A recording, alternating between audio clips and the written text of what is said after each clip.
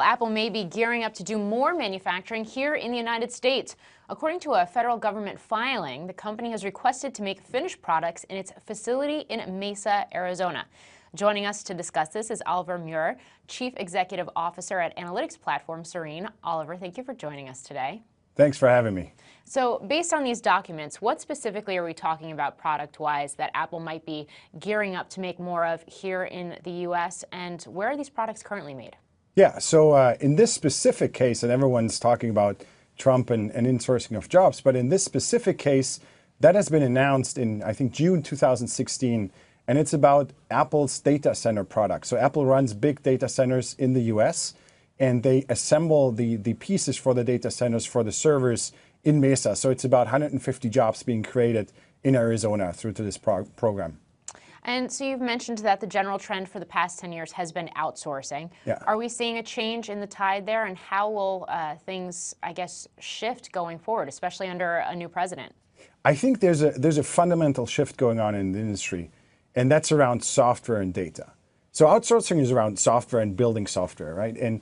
But if you look at what's happening in every industry, it doesn't matter if it's financial services, automotive, IT services, it's around the value of a company and the value of the products are software and data.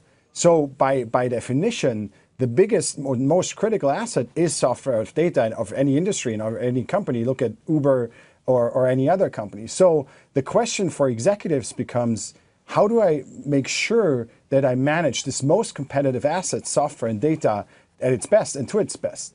And that's why you see trends where actually big US corporations are insourcing jobs again to local areas in Florida, in Boulder, in Birmingham, Alabama, to really create those jobs locally to be able to serve their customers better, because software and data is the most critical asset of every company in future and already now. And in light, that's really interesting. In light of that, do you expect this insourcing trend to continue? And how will manufacturing in the United States impact the bottom line for a company like Apple, if so?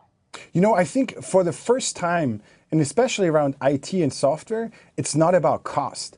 It's about quality, and it's about being the best business and offering the best services. So I don't even think that the outsourcing debate of the last 10 years is about cost. It's about speed. It's about innovation. And when we talk with CIOs, that's certainly in the top of their agenda. How can I bring the best products to markets that are based on software and the fastest to beat my competition? And that's some of the things that we're seeing, especially around insourcing. Are there certain companies we should be keeping an eye on other than Apple? You know, I think it's across the board. I mean, if you talk to big banks, that's already happening. If you talk to big IT services company, it's happening. Automotive, every company, I think that's completely horizontal and just will accelerate over the next years. Well, Oliver Muir, thank you for joining us, and thanks for breaking this down for us. Thank you for watching. I'm Morgan Brennan. Have a great day.